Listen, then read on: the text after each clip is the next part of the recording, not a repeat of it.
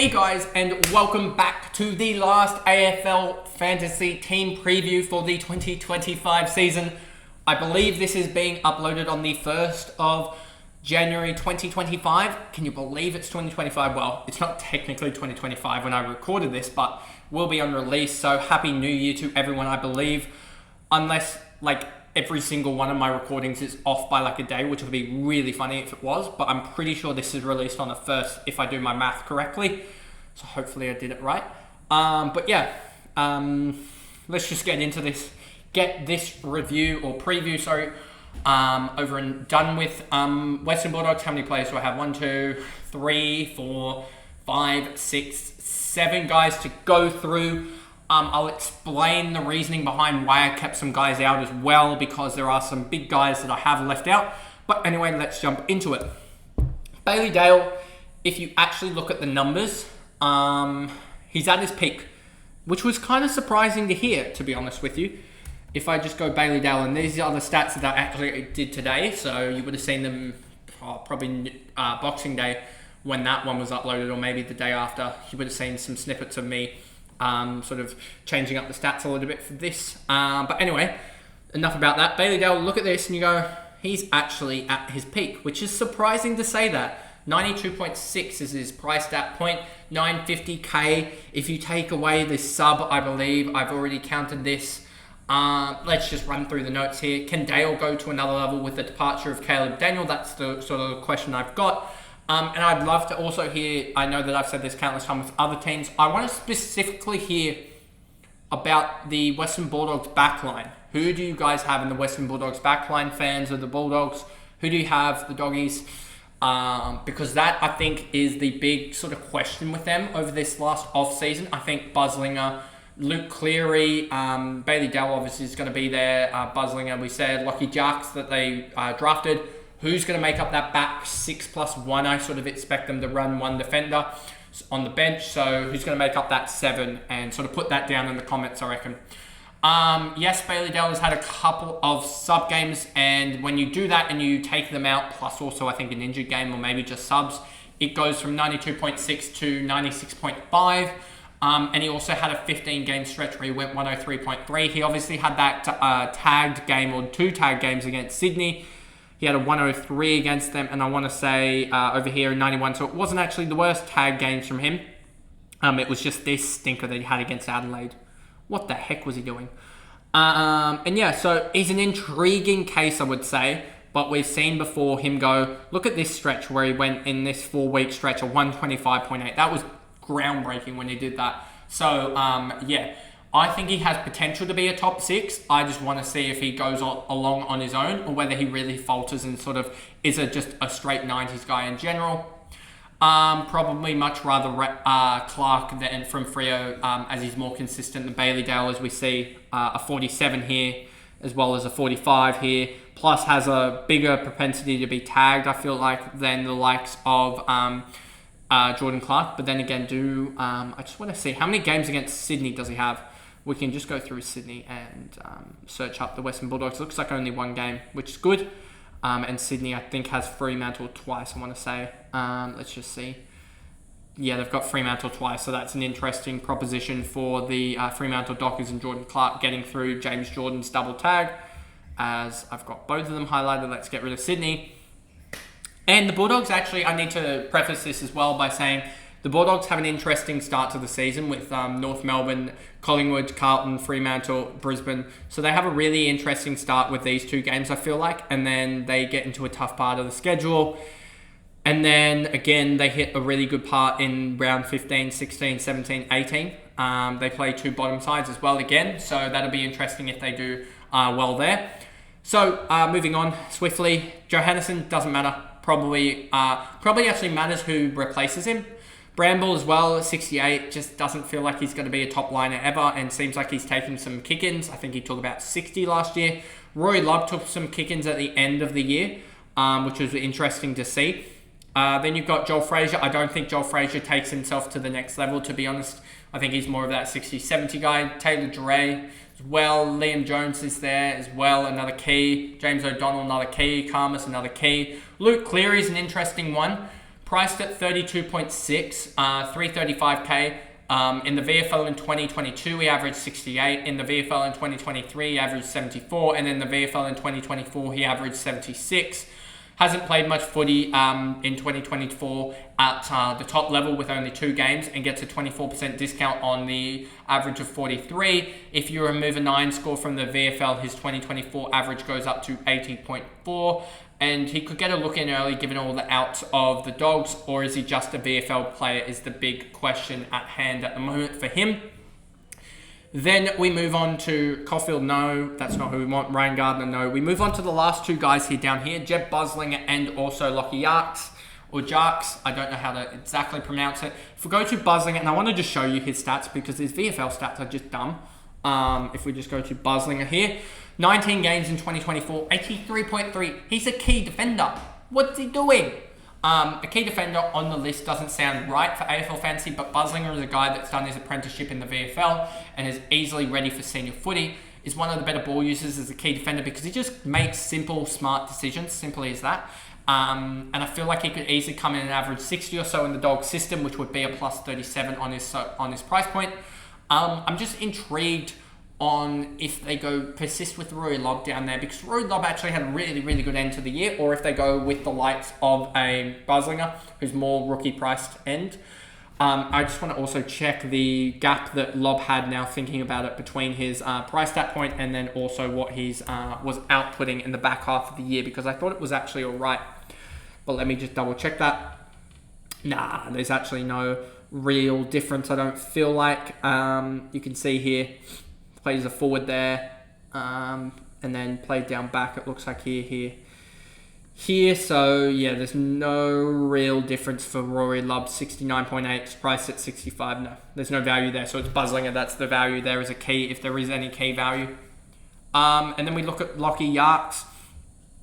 Defender, I think it's Sharks or Yarks, I don't know exactly. He would be under the Coats. In 2024 in the Coats for Geelong, he averaged 91.4 from 14 games. Let's actually just bring this up for you. Jark should come up pretty easy. That's his 2023 numbers. As you see, 44.8, but it's his junior year. It's not as impactful as his senior year. So let's bring it up there. 91.4, 16.9 kicks, 5.7 handballs, 6 marks, 3 tackles. He's a running halfback defender that played for Geelong Falcons in the Coats Talent League and played pretty well in his senior year of junior footy. Much like Luke Cleary above, does he actually get a role in the side with the aging Joe Hannison, or does the trading away of many senior players actually help him out, getting a game early? Probably would average 55 to 60 as a rookie running halfback. Cite Fraser from 2024. I think those are pretty good comparisons.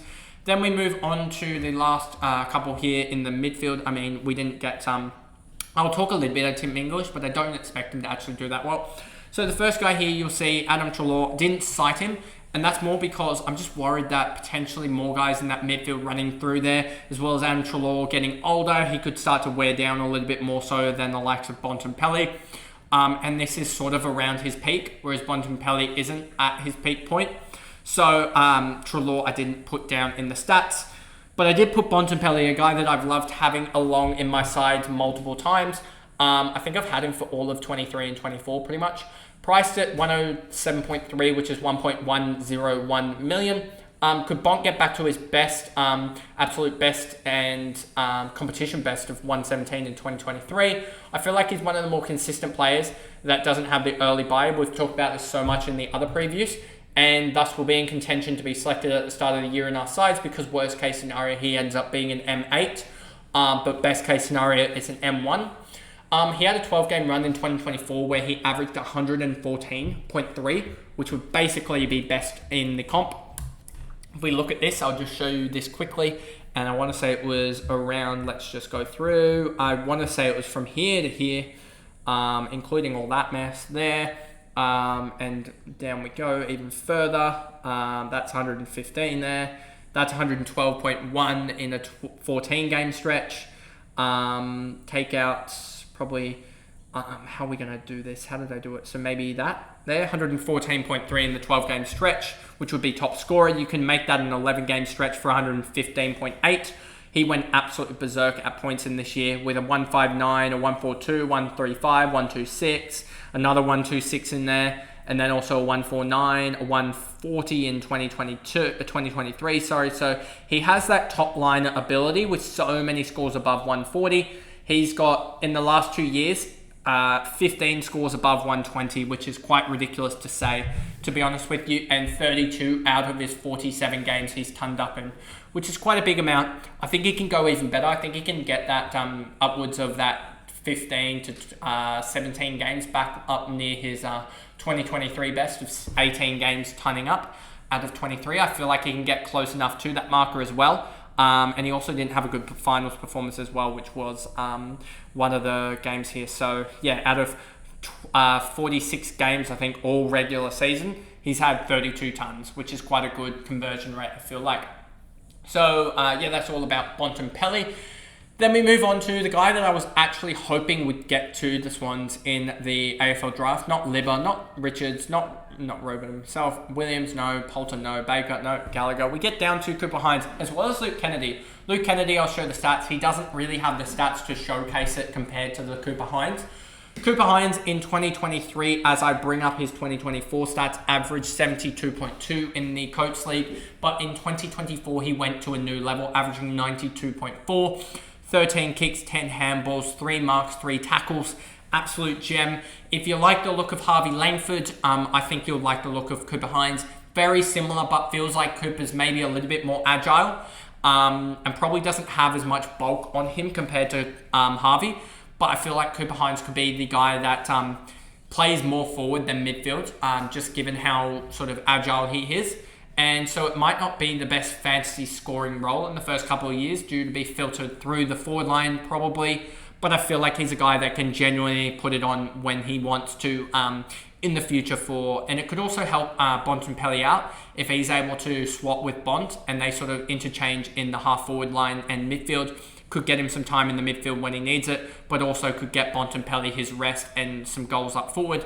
And yeah, I just really like him. He was one of the guys I wanted to fall to the Swans at their first pick because I wanted him and probably Detoli were the two guys that I wanted in the Swans' first couple picks.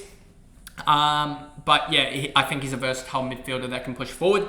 So it'll be interesting to see his role at Bulldogs level. I think he gets games early on, very early on, because he is a really just adds some speed as well into the Bulldogs lineup. And I feel like he can do that in the forward line and be that sort of third, fourth tall. But he can also play in the midfield, which is what they sort of need, the Bulldogs at the moment, given their aging midfield. And then we go all the way down. I'll just mention Luke Kennedy in here. If we go to Kennedy here, you'll see 70.8 in 18 games. This is why I didn't really want to include him. He was a guy that was sort of touted around the 40 marker in AFL drafts. If we go to, is this the one that I want?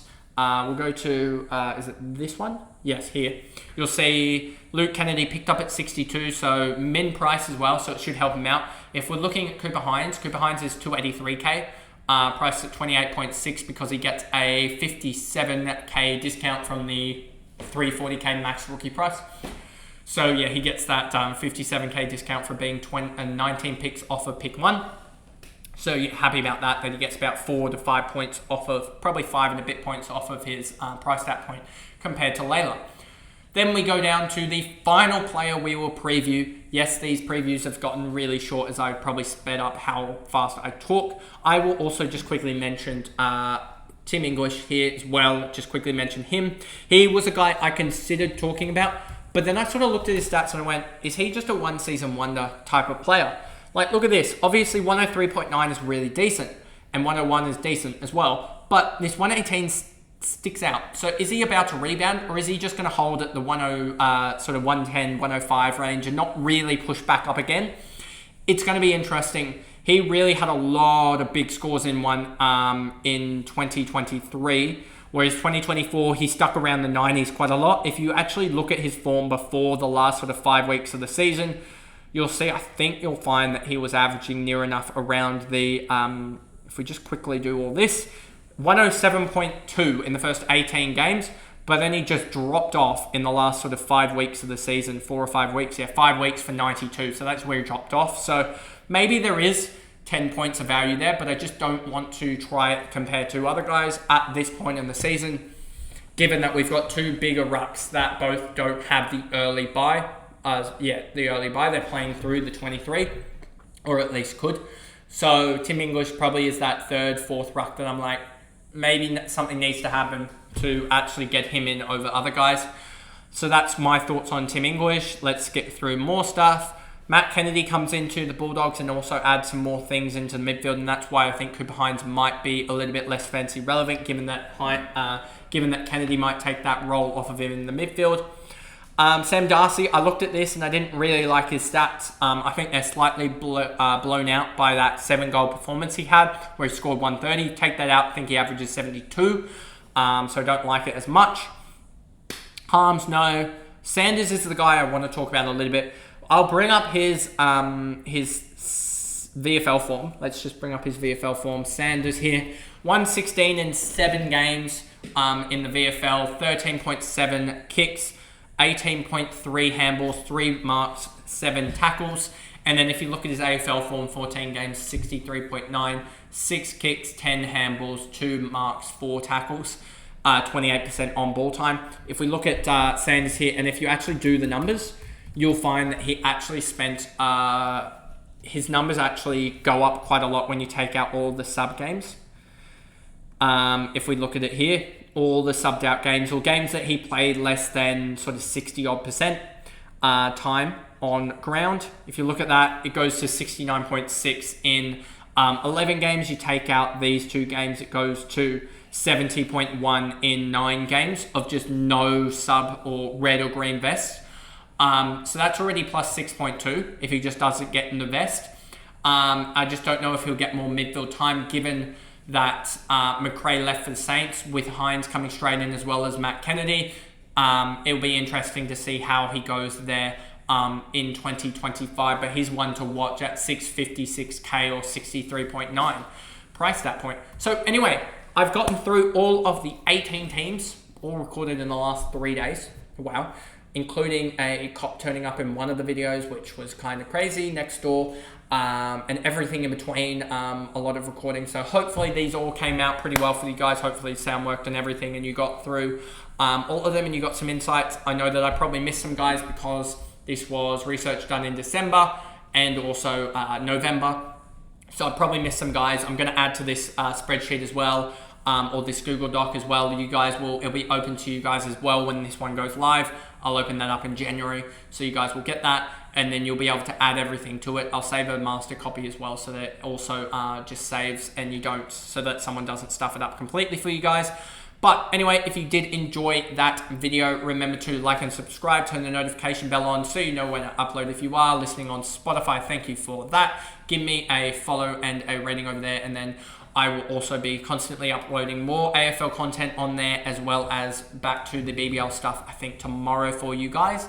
Obviously, that's about 3 weeks away from me, but tomorrow for you guys. So I'll see you guys back there with BBL Supercoach content. I'll see you guys then. Bye, guys.